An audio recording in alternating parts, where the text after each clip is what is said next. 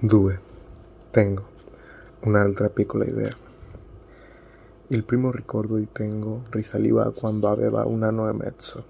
Sua madre si toglieva la camicetta, abbassava le spalline della sottoveste bianca e offriva i capezzoli da succhiare a un uomo che non era suo padre. Nel lettino c'era un bambino piccolo che probabilmente era lui. Tengo guardava se stesso come un osservatore esterno, e se invece si fosse trattato del suo gemello? Ma no, era da escludere. Con ogni probabilità era proprio lui a 1 anno e mezzo di età. Lo sapeva d'istinto. Il bambino aveva gli occhi chiusi e dormiva. Si sentiva il suo respiro nel sonno. Per Tengo era il primo ricordo della vita. La scena, della durata di una decina di secondi, era nitidamente scolpita nel muro della coscienza, senza un prima e un dopo, come un pinacolo in un paese sommerso da una inondazione. Quel ricordo si stagliava solitario e sporgeva la testa oltre la superficie torbida dell'acqua. Ogni volta che ne aveva l'occasione, Tengo chiedeva alle persone intorno a lui a quale età risalisse la prima immagine che riuscivano a ricordare. La maggior parte delle persone rispondeva che risaliva ai 4 o 5 anni, nei casi più precoci 3. Non c'era nemmeno un caso di persone in cui i ricordi andassero più indietro. Del resto, l'opinione comune è che solo dopo i 3 anni il bambino riesca ad assistere a una scena che si svolge attorno a lui come un evento dotato di un certo grado di logica e a riconoscerla. In uno stadio precedente, tutte le scene gli si presentano agli occhi come un caos impossibile da comprendere. Il mondo è privo di struttura, informe e melmoso come una minestra di riso acquosa e impossibile da afferrare. Scorre dietro il vetro della finestra e scompare, senza fermarsi nel cervello in forma di ricordo.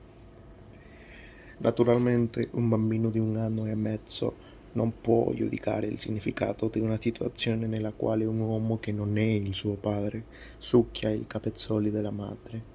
È evidente. Quindi, se il ricordo fosse stato genuino, Tengo aveva dovuto registrare la scena nella retina nel modo esatto in cui l'aveva vista, senza nessun giudizio ulteriore, come la macchina fotografica registra automaticamente un oggetto sulla pellicola, pura combinazione di luci e ombre. Poi, forse, man mano che la sua coscienza si sviluppava, quell'immagine, che si era conservata e fissata, lui l'aveva un po' alla volta analizzata e caricata di significati. Ma una cosa del genere può effettivamente accadere nella realtà? È possibile che un'immagine si conservi intatta nel cervello di un bambino tanto piccolo? E se invece si fosse trattato soltanto di un falso ricordo, qualcosa che la sua coscienza aveva creato in seguito in modo arbitrario, spinta da qualche scopo o disegno, una falsificazione della memoria. Tengo aveva riflettuto a lungo anche su questa possibilità, arrivando però alla conclusione che andava verosimilmente esclusa. Il ricordo era troppo vivido e troppo convincente per essere un'invenzione. La luce, gli odori, il batticuore erano così autentici, avevano una concretezza tanto forte che era impossibile pensare a una contraffazione. Inoltre, se accettava l'ipotesi che la scena fosse accaduta davvero, diverse cose trovavano una spiegazione plausibile, sia dal punto di vista della ragione che dei sentimenti. Quella scena così vivida, di appena 10 secondi, arrivava senza nessun avvertimento, si presentava decisa, senza usare la porta, appariva a Tengo all'improvviso, mentre lui era sulla metropolitana, mentre scriveva delle formule alla lavagna, mentre mangiava, mentre, come adesso, stava parlando con qualcuno.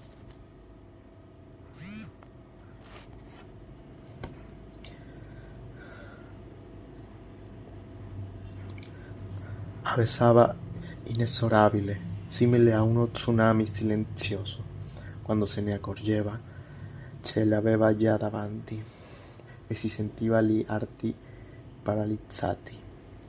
Il flusso del tempo si arrestava, l'aria intorno diventava rarefatta e non riusciva più a respirare bene. Le persone e le cose che lo circondavano perdevano ogni rapporto con lui.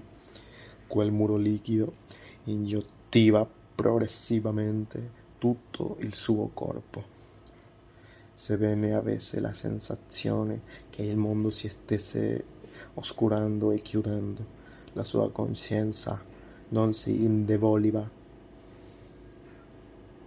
C'era solo una piccola modifica, come una rotaia quando viene manovrato uno scambio. Anzi, per certi aspetti la mente diventava più lucida. Non aveva paura, però non riusciva a tenere gli occhi aperti. Le palpebre erano come sigliate. Anche i rumori circostanti si affievolivano. Poi quella immagine familiare veniva proiettata ancora diverse volte sullo schermo della sua coscienza. Il sudore gli scorreva sulla pelle. Si accorgeva che la camicia sotto le ascelle era bagnata. Il corpo cominciava a essere scosso da un fitto tremito. Il battito del cuore si faceva più rapido e forte. Se era seduto in compagnia di qualcuno, Tengo fingeva di avere un capogiro e in realtà quello che provava gli assomigliava abbastanza. Dopo un po' tutto tornava alla normalità. Tirava fuori un fazzoletto dalla tasca e se lo teneva premuto sulla bocca. Alzava una mano facendo segno all'altra persona che non era nulla. Non c'era da preoccuparsi. A volte finiva dopo 30 secondi, in altri casi poteva durare anche più di un minuto. Nel frattempo, la stessa immagine si ripeteva come una videocassetta regolata sulla ripetizione automatica. Sua madre abbassava le spalline della sottoveste e l'uomo le succhiava i capezzoli irrigiditi. Lei aveva gli occhi chiusi e sospirava profondamente. Nell'aria aleggiava lieve l'odore familiare del latte materno. In un bambino così piccolo, l'olfatto è il senso più sviluppato e l'olfatto può rivelare molte cose. A volte può dire tutto. Non si sente alcun rumore e l'aria si è trasformata in un liquido denso e l'unico suono che percepisce è quello soffice del proprio cuore che batte. Guarda, gli dicono, guarda solo questo, insistono. Tu sei qui e non puoi andare da nessun'altra parte. E questo messaggio è ripetuto molte volte. Quella volta l'attacco si era prostato a lungo. Come sempre, Tengo si portò il fazzoletto alla bocca e la morse con forza. Non sapeva quanto fosse durato. Poteva solo intuirlo, dal grado di stanchezza fisica dopo che tutto era finito. Il suo corpo era terribilmente esausto ed era la prima volta che si sentiva così a pezzi. Gli ci volle del tempo prima di poter aprire le palpebre. La sua coscienza voleva disperatamente recuperare la sua funzione, ma i muscoli e gli organi interni si opponevano, come un animale in letargo che, sbagliando stagione, si fosse svegliato prima del previsto. Ehi, Tengo! Già da un po' qualcuno tentava di chiamarlo, La voce gli arrivava ovattata, come dal fondo di una galleria. Tengo capi che quello doveva essere il suo nome. Che succede? È il solito problema. Tutto bene? Diceva la voce. Adesso la sentiva un po' più vicina. Finalmente aprì gli occhi e mettendo a fuoco lo sguardo vide la propria mano destra che stringeva il bordo del tavolo. Verificò che il mondo non si era disgregato. Esisteva e che pure lui c'era ancora ed era ancora se stesso. Rimaneva un certo intorpidimento, ma quella che vedeva senza dubbio la sua mano destra. Sentiva anche un odore di sudore, un odore stranamente selvatico, simile a quello che si sente davanti alla gabbia di un animale allo zoo. Ma senza possibilità di dubbio, quell'odore era il suo. Aveva la gola secca, allungò la mano, prese il bicchiere di acqua che era sul tavolo e, stando attento a non rovesciarne il contenuto, ne beve metà. Fece una breve pausa, cercò di regolare il respiro, quindi beve il resto. La sua coscienza riprendeva a poco il suo posto e anche i sensi ricominciavano a funzionare normalmente. Posò il bicchiere vuoto sul tavolo e si asciugò le labbra con il fazzoletto. Mi scusi, adesso sto bene, disse. Quindi realizzò che la persona di fronte a lui era Komatsu. Si erano dati appuntamento in quel caffè vicino alla stazione di Shinjuku. Adesso anche le voci delle persone nel locale gli arrivavano all'orecchio come voci normali di persone che conversavano. I due seduti al tavolo accanto lo guardavano sconcertati, chiedendosi cosa fosse successo. La cameriera era in piedi accanto a loro, con un'espressione inquieta. Forse aveva paura che vomitasse lì, sul tavolo. Tengo sollevò il viso, le sorrise e fece un cenno col capo come per dirle: è tutto a posto, stia tranquilla. Ma cosa ti succede? Non è che hai avuto un attacco? Chiese Komatsu.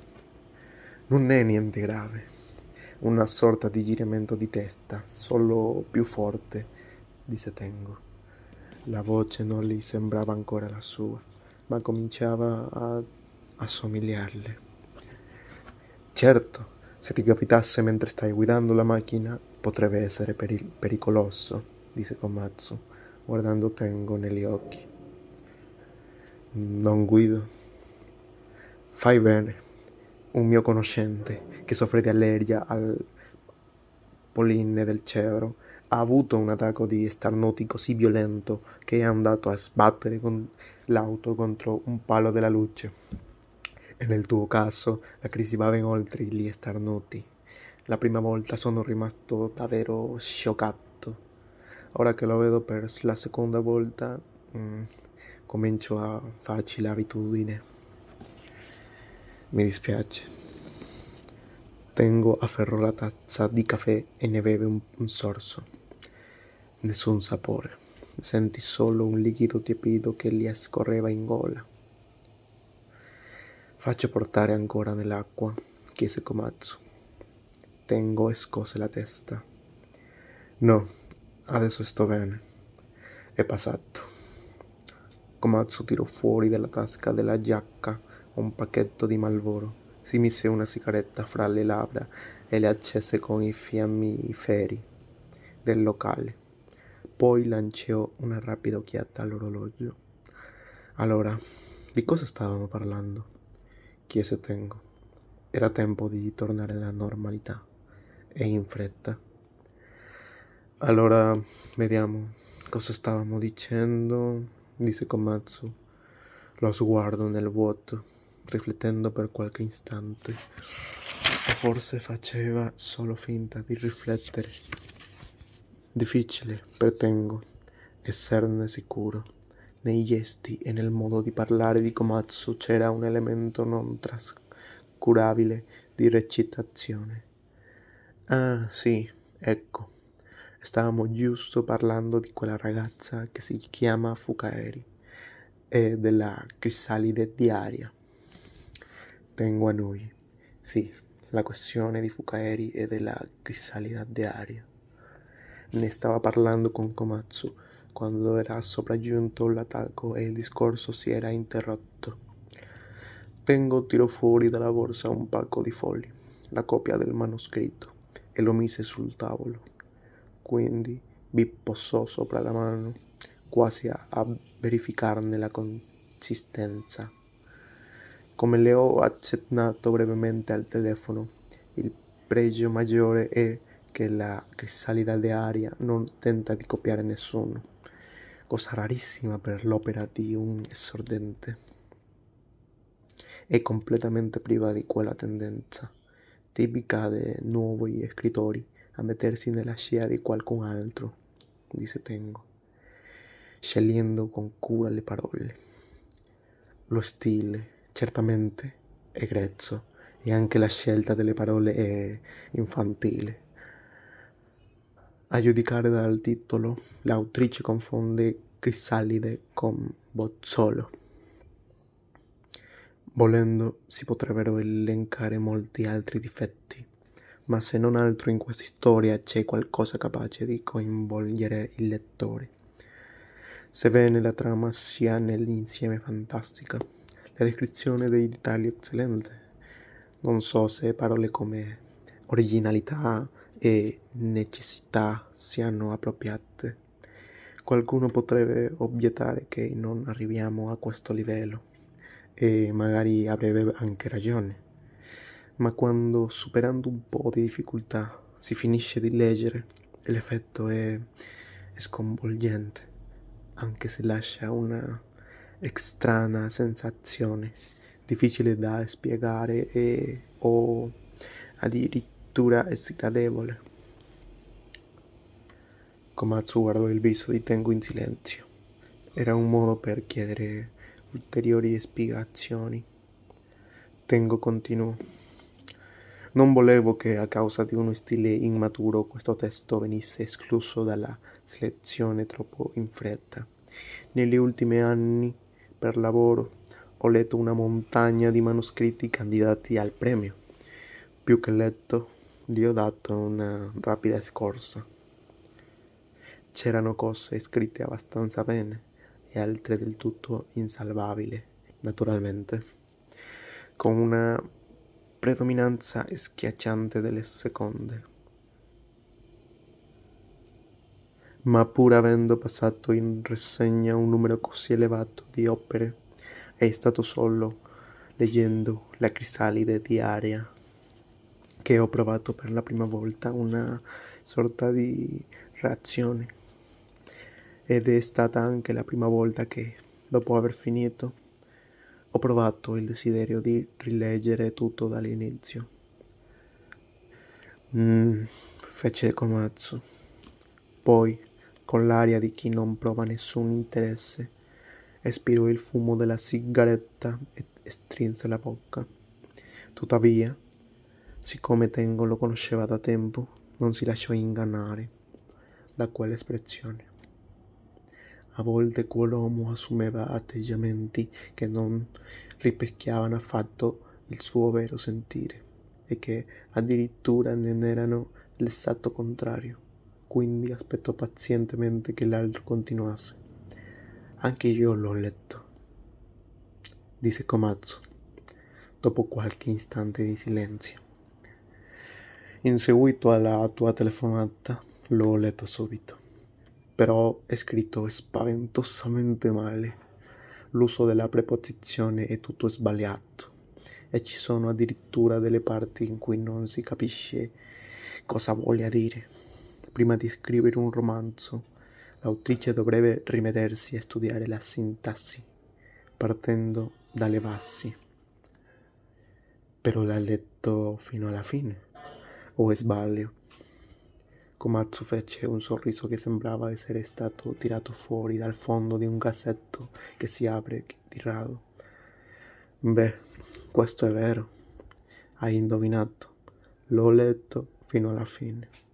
cosa che ha stupito persino me. Prima di tutto non succede mai che io arrivi a leggere sino in fondo le opere candidate al premio per nuovi scrittori, e per giunta me ne sono anche riletto alcune parti. Quando succede è come l'allineamento dei pianeti. Ammettiamolo pure. In altre parole, c'è qualcosa, non è così? Disse Tengo. Komatsu posò la sigaretta sul portacenere e con il dito medio della mano destra si grattò un lato del naso, ma non ripose alla domanda. Tengo disse: questa ragazza ha appena 17 anni ed è una studentessa di liceo. È soltanto priva di esperienza nella scrittura e nella lettura di romanzi. Sicuramente è difficile che con questo libro possa vincere il premio per nuovi scrittori, però penso che meriti arrivare tra le opere finaliste.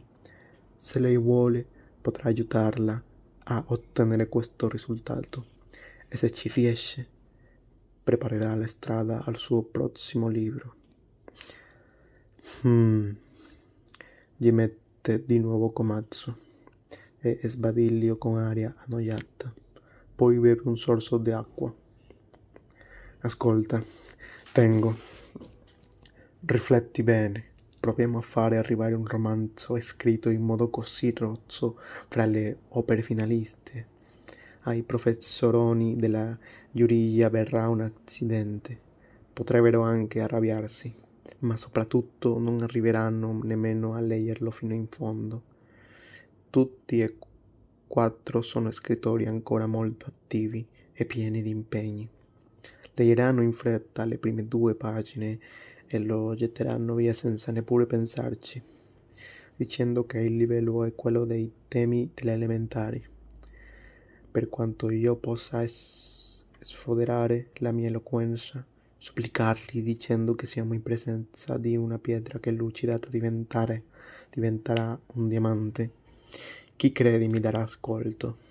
E poi la mia capacità di persuasione, ammesso che ce l'abbia, preferisco tenermela per cause più promettenti. In altre parole, vuol dire che lo lascerà cadere e basta? Non ho detto questo, replicò Komatsu, grattandosi il lato del naso. Per questo libro ho un'altra piccola idea. Un'altra piccola idea, ripette Tengo. Percepiva in quelle parole un'eco lievemente sinistra. Tu proponi di puntare sul prossimo libro, disse Komatsu. Io, naturalmente, vorrei farlo. Tirar su con cura un giovane autore, mettendoci tutto il tempo necessario, è una grande gioia per un editore. Guardare il limpido cielo notturno e avvistare prima degli altri una nuova stella è un'enorme emozione. Ma, a essere sincero, è improbabile che questa ragazza scriva una seconda opera, con tutti i miei limiti. È da 20 anni che mi guadagno da vivere in questo campo. Nel corso del tempo ho visto tanti scrittori apparire e sparire, e sono arrivato a tracciare una linea di separazione tra coloro che continueranno e quelli che difficilmente ci riusciranno. Quindi, se posso dirlo, per questa ragazza non ci sarà un prossimo libro. Di conseguenza, purtroppo, nemmeno un terzo, e tantomeno un quarto. Innanzitutto, il suo non è un stile che possa migliorare col tempo e con l'esercizio. Per quanto uno possa armarsi di pazienza e aspettare, non ne verrà fuori nulla. Sarà una testa inutile. E la ragione è che in questa ragazza l'idea di scrivere bene o di sforzarsi per raggiungere un buono stile è completamente assente. Lo stile o lo si possiede come un dono naturale o ci si lavora facendo sforzi sovrumani fino ad affinarlo. Non ci sono altre possibilità. e questa Fukaeri non rientra in nessuno dei due casi. È evidente che non possiede questo talento per nascita e per di più non sembra abbia la minima intenzione di sforzarsi per ottenerlo.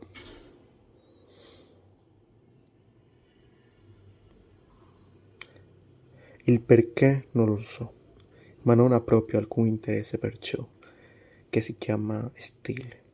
Sicuramente c'è la volontà di raccontare una storia e di rivere anche una volontà piuttosto forte. Lo riconosco, e questo che, pur nella sua forma grezza, ha affascinato te. Tengo e spinto me a leggere il manoscritto fino alla fine. Da un certo punto di vista potrebbe essere considerato anche un grande pregio. Eppure, la ragazza come scrittrice non ha futuro, nemmeno un briciolo. Probabilmente ti deludo, ma la mia opinione, con franchezza, è questa. Tengo provò a riflettere. Si rendeva conto che nelle parole di Komatsu c'era una parte di verità, e in ogni caso, come editore era dotato di notevole intuito. Però non ci sarebbe niente di male nel darle una possibilità, no? Disse Tengo. Gettiamolo in acqua e vediamo se sta a galla o se sfonda. È questo che intendi? Sinteticamente, sì. Ho già compiuto troppi omicidi inutili. Non voglio più guardare altre persone che annegano. Allora, del mio caso cosa mi dice? Tu, se non altro, ti sforzi, disse Komatsu, scegliendo le parole. Per quanto posso vedere, non pecchi di negligenza. Ti dedichi alla scrittura con estrema umiltà. E questo perché? Perché ami scrivere. E questo è un elemento a cui attribuisco importanza. L'amore per la scrittura, per chi ambisce a diventare uno scrittore, è la qualità più importante che esista. Ma da solo non basta. Naturalmente, da solo non basta. Deve esserci anche qualcosa di speciale, o almeno qualcosa che non si riesce a decifrare fino in fondo. Quello che apprezzo di più, soprattutto per quanto riguarda i romanzi, è non riuscire a comprenderli completamente. Non nutro alcun interesse per le opere di cui mi sembra di capire tutto. Del resto, credo di dire una cosa molto semplice, persino ovvia. Tengo restò per un po' in silenzio, quindi disse: in quello che ha scritto Fukaeri c'è qualcosa che non riesci a decifrare sino in fondo. Sì, certo che c'è. Quella ragazza ha qualcosa di notevole. Cosa sia non lo so, ma sul fatto che ce l'abbia non si discute. È evidente. Lo capisci tu, Tengo, e lo capisco anch'io. È come il fumo di un falò in un pomeriggio senza vento. Impossibile non notarlo. Però forse è un peso troppo grande per lei. Anche se la buttiamo in acqua, non ci sono speranze che resti a galla. Esatto, disse Komatsu. Quindi non lascerà che il suo libro arrivi tra i finalisti. Ecco che arriviamo al punto, disse Komatsu. Quindi storse le labbra e incrociò le mani sul tavolo. Ed è qui che devo scegliere con cura le parole. Tengo prese in mano la tazza del caffè e guardò quello che c'era dentro. Poi la rimise dov'era. Komatsu rimaneva in silenzio. Tengo disse: ed è qui che interviene quella che lei ha definito un'altra piccola idea. Lo sguardo di Komatsu si addolci. Lo sguardo di Komatsu si addolci, come quello di un professore che si trova davanti a un allievo molto capace. Poi annui lentamente. proprio così. Nell'uomo chiamato Komatsu c'era qualcosa di imperscrutabile. Non era possibile indovinare quali fossero i suoi pensieri e i suoi sentimenti solo osservandone l'espressione del viso e il tono della voce. E lui sembrava divertirsi non poco a confondere i suoi interlocutori. Aveva certamente una mente sveglia e rapida. Era il tipo di persona che ragiona seguendo una propria logica e formula giudizi senza tenere in nessun conto le aspettative degli altri. Inoltre, sebbene non ne facesse sbufocchio inutilmente, leggeva un'enorme quantità di libri e la sua erudizione si espandeva in numerosi campi, ma al di là della cultura possedeva un occhio che gli permetteva di afferrare in modo intuitivo le persone e i libri. Nel suo modo di vedere c'era una parte consistente di pregiudizio, ma secondo lui anche il pregiudizio era un elemento importante di verità.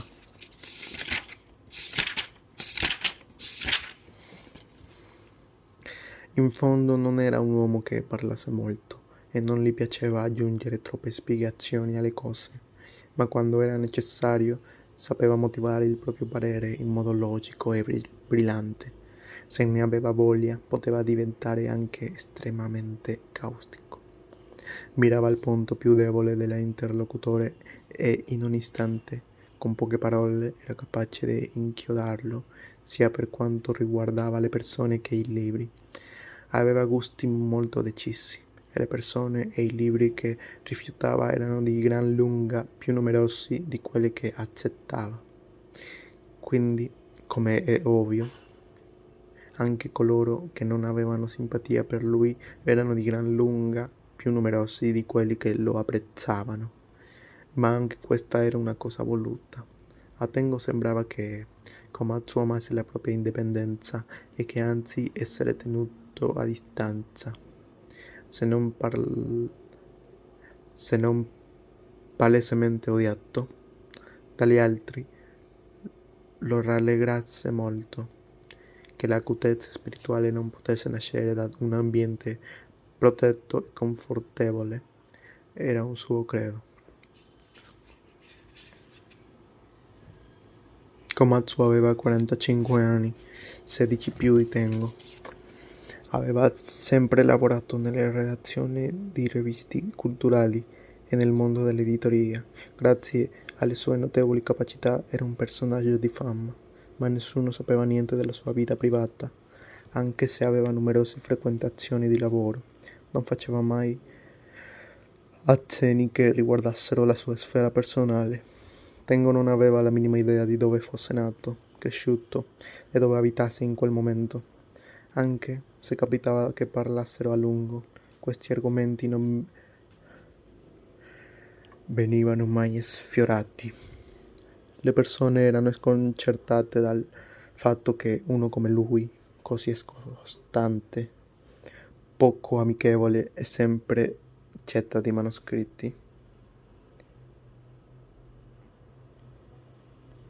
ed effettivamente, senza neanche avere l'aria di sforzarsi troppo, in caso di necessità sapeva come procurarsi i contributi di autori famosi.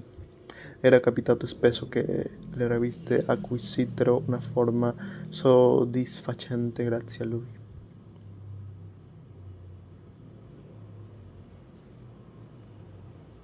Quindi, anche se non suscitava simpatie, i suoi meriti erano riconosciuti.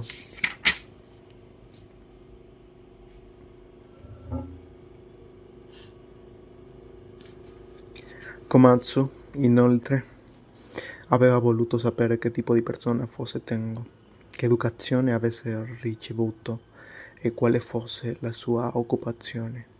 Ciò che poteva raccontare, lui l'aveva raccontato il più sinceramente possibile. Era nato e cresciuto a Ishikawa, nella prefettura di Chiba. Sua madre si era ammalata poco dopo la sua nascita ed era morta. O perlomeno questo era quanto gli aveva detto il padre. Non aveva fratelli. Il padre non si era mai riposato e aveva cresciuto tengo da solo. Faceva l'esattore del canone per la NHK.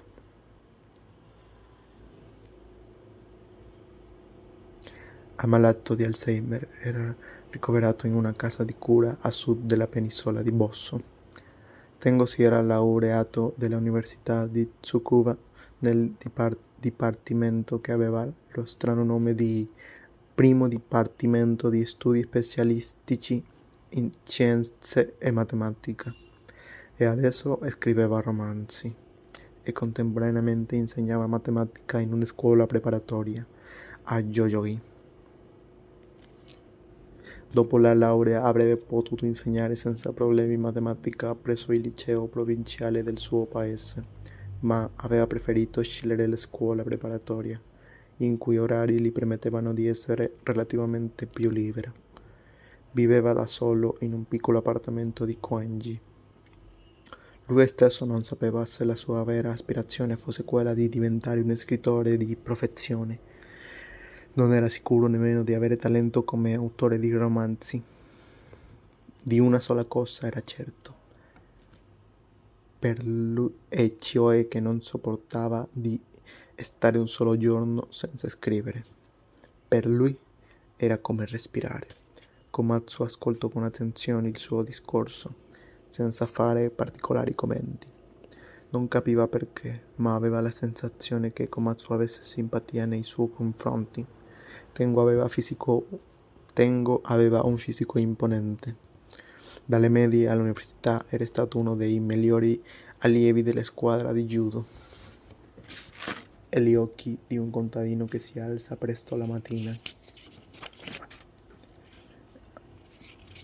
E poi Komatsu gli passava dei piccoli lavori relazionali. Si trattava di scrivere testi anonimi per le riviste femminili, pubblicate dalla casa editrice di Komatsu. Lui eseguiva tutto ciò che veniva richiesto, dalla scrittura delle lettere per le rubriche della posta dei lettori a brevi segnalazioni di film o libri appena usciti, fino all'oroscopo. Si sparse la voce che gli oroscopi che scriveva, composti seguendo la sua ispirazione, coglievano spesso nel segno. Se scriveva attenzione alle cose di terremoto la mattina presto, una mattina presto arrivava davvero una forte scossa di terremoto. Quel tipo di lavori su commissioni rappresentava per lui un'entrata extra molto gradita e diventava anche un esercizio di scrittura, e il fatto che dei testi scritti da lui in qualunque forma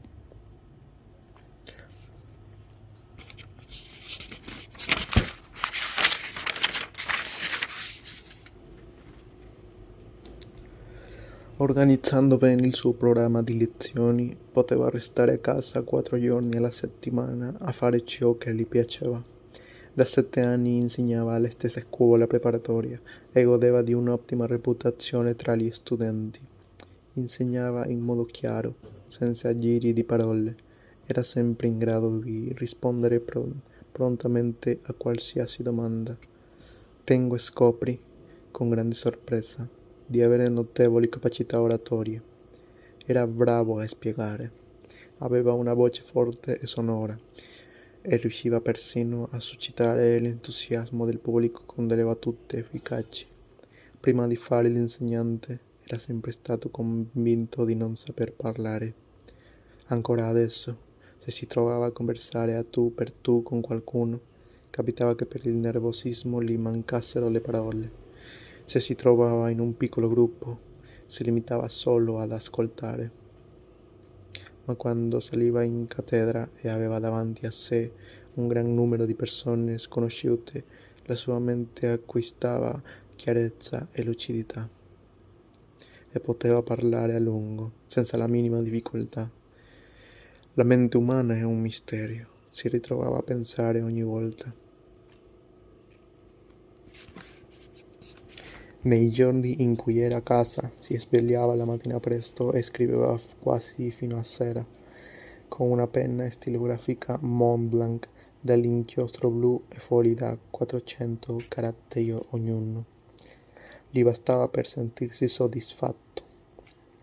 Una volta alla settimana una donna sposata con cui aveva una relazione lo raggiungeva nel suo appartamento e passavano il pomeriggio insieme. Il sesso con una donna sposata che aveva 10 anni più di lui non aveva futuro, ma in compenso non gli creava ansie e lo faceva sentire appagato. Verso sera faceva una lunga passeggiata e quando scendeva il buio leggeva un libro ascoltando la musica. La televisione non la guardava. Quando arrivavano gli esattori della NHK a pretendere il pagamento del canone, si scusava spiegando che non aveva il televisore. Non ce l'ho davvero, diceva, invitandoli pure a entrare perché controllassero. Ma nessuno di loro lo faceva. Gli esattori della NHK non erano autorizzati di entrare nelle case. Quello a cui sto aspettando è qualcosa di più grande, disse Komatsu. Di più grande? Sì, non per dire che il premio per nuovi scrittori sia roba da poco, ma io punto a qualcosa di molto più grande. Tengo rimase in silenzio. Cosa avesse intenzione di fare Komatsu non era chiaro, ma percepì nel suo tono qualcosa di inquietante. Al premio Akutagawa, disse, dopo una breve pausa. Il premio Akutagawa. Ripete Tengo, come scrivendo con un bastoncino con le parole a caratteri cubitalla sulla sabbia bagnata. Il premio Akutagawa, persino tu, ignaro come sei delle cose del mondo, dovresti conoscerlo. I giornali li dedicano articoli a tutta pagina e tutti i notiziari televisivi ne parlano. Senta, signor Komatsu, forse non ho capito bene, ma ne stiamo parlando a proposito di Fukaeri? Proprio così. Stiamo parlando di Fukaeri e della crisalide diaria. Non mi pare che avessimo menzionato altri soggetti. Tengo si morse le labbra e cercò di cogliere il senso inespresso che probabilmente si nascondeva in quel discorso. Ma se ha continuato a ripetere che questo romanzo non potrebbe vincere nemmeno il premio per nuovi scrittori, che così com'è non avrebbe la minima chance. Esattamente, così com'è non avrebbe la minima chance. È più che evidente. Tengo aveva bisogno di tempo per pensare. In altre parole, lei vorrebbe dire che bisogna intervenire su un'opera candidata al premio?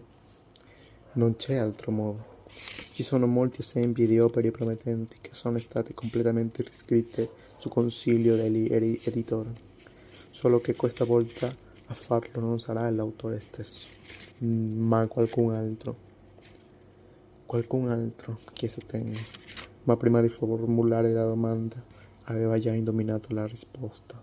Lo aveva chiesto solo per sicurezza. Sarai tu a riscriverla, disse Komatsu. Il discorso è semplice, continuò Komatsu, facendo vibrare nell'aria il cucchiaino che tenevo in mano. Mettendo insieme queste due persone si potrà creare un nuovo scrittore. Al romanzo grezzo di Fukaeri, tu, Tengo, darai uno stile appropriato come combinazione e ideale. Tu possiedi la capacità necessaria e per questo che finora ti ho sempre sostenuto. Non è così. A tutto il resto penserò io. Con questo spiegamento di forze il premio per nuovi scrittori è poca cosa. Possiamo tranquillamente ambire al Akutagawa. Io non ho passato tutti questi anni nel mondo dell'editoria solo per scaldare la sedia. Conosco il lavoro fin nelle più piccole pieghe.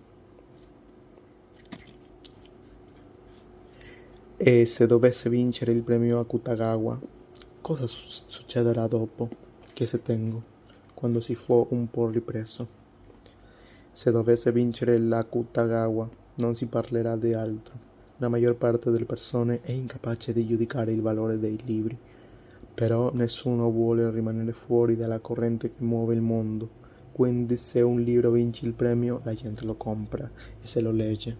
E lo farà a maggior ragione sapendo che a scriverlo è stata una ragazza che fa ancora il liceo. Se il libro vende, i guadagni saranno notevoli. E li divideremo in tre, in modo appropriato. Mi occuperò di tutto io.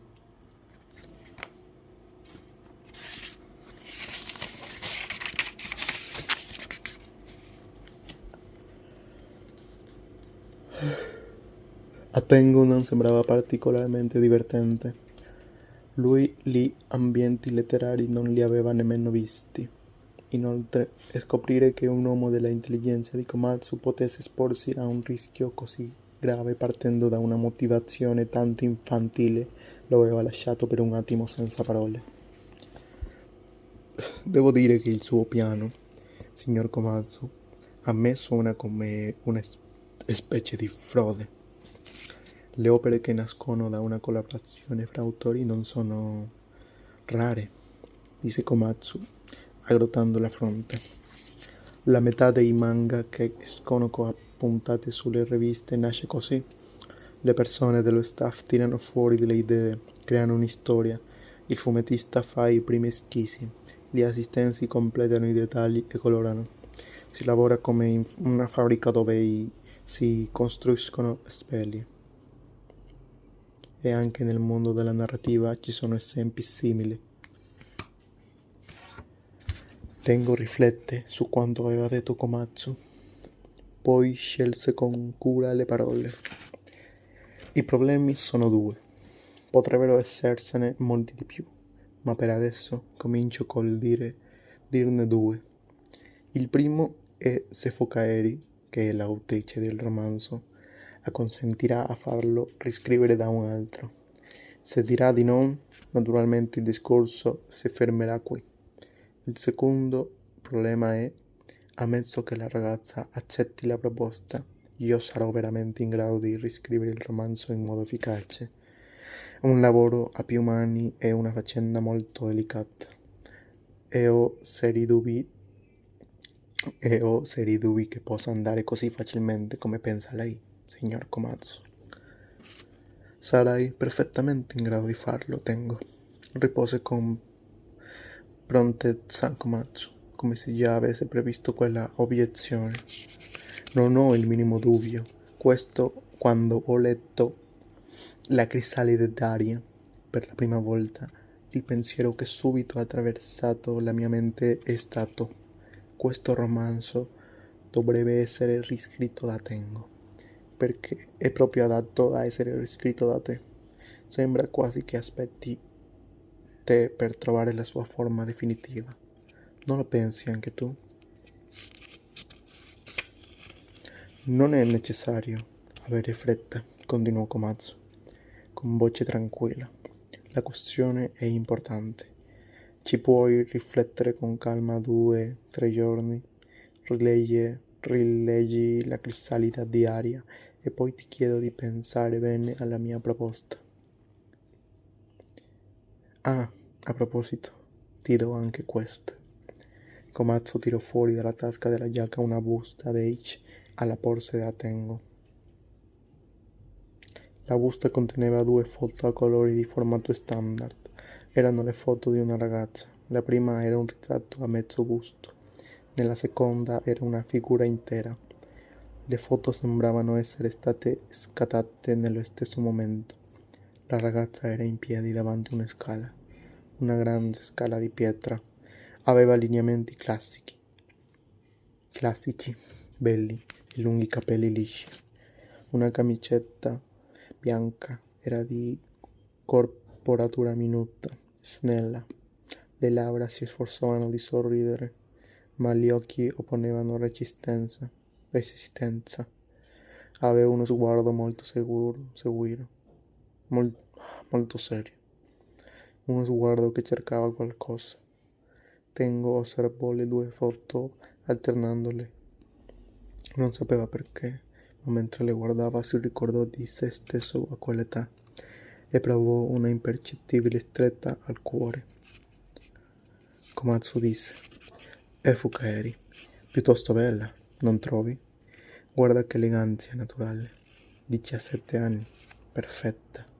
Il vero nome è Fukada Eriko, ma non useremo il suo vero nome. La presenteremo sempre come Fukaeri. Se dovesse vincere la Kutagawa, non pensi che farebbe un certo scalpore?"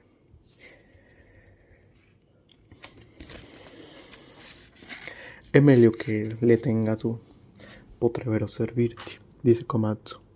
Tengu rimise le foto nella busta, che posò sulle fotocopie del manoscritto della Crisalide Daria.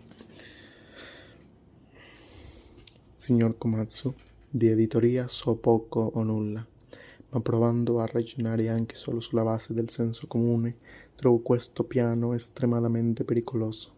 Una volta che si dice una bugia al mondo, bisogna continuare a mentire in eterno. Diventa necessario per far quadrare i conti. Non è affatto una cosa semplice, sia dal punto di vista psicologico che dal punto di vista pratico. Se qualcuno commettesse anche un solo errore, potrebbe essere fatale per tutti. Non lo pensa anche lei?" "È vero, la tua opinione è giusta e sensata. È sicuramente un piano rischioso. A questo stadio gli elementi di incertezza sono un po' troppi.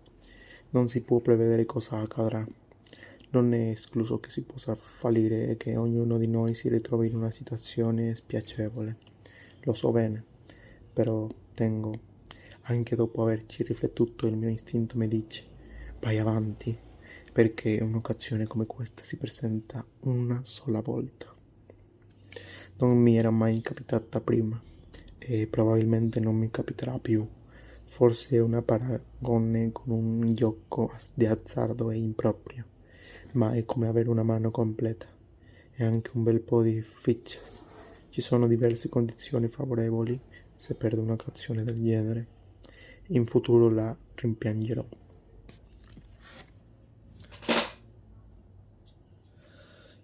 Non si possono paragonare letteratura e titoli azionari. Sono due cose completamente diverse. Per esempio, in cosa sono diverse? Per esempio, vediamo. Tu dimentichi un fattore molto importante, disse Komatsu. La sua bocca si allargò in un sorriso di gioia, così largo come Tengo non lo aveva mai visto fino ad allora. O meglio, hai deciso deliberatamente di ignorarlo, e cioè che desideravi farlo fin dall'inizio. Tu sei già proiettato verso la riscrittura dalla Crisalide Daria. Mi è molto chiaro. È inutile che stiamo qui a parlare di rischi e di scrupoli morali, caro Tengo. In questo momento non vedi l'ora di metterti a lavorare sul romanzo. Sei impaziente di essere al posto di Fukaeri, di tirare fuori quel qualcosa che c'è nelle sue pagine. Ecco, questa è esattamente la differenza tra letteratura e titoli azionari. Nella prima, nel bene o nel male, c'è una motivazione più forte del denaro a muovere le cose. Adesso penso che tu, una volta tornato a casa, debba guardare con calma dentro di te e decidere. Mettiti davanti allo specchio e guardati bene in faccia, perché la tua decisione ce l'hai già scritta lì, con grande evidenza. Tengo ebbe la sensazione che all'improvviso l'aria si fosse rarefatta. Girò brevemente lo sguardo intorno a sé. Era la visione che stava per tornare ad assalirlo. Sentiva che non si trattava di quello. La rarefazione dell'aria era qualcosa che proveniva da una distrazione diversa. Tirò fuori un fazzoletto dalla tasca e si asciugò il sudore sulla fronte. Come sempre, Komatsu aveva ragione. Chissà perché.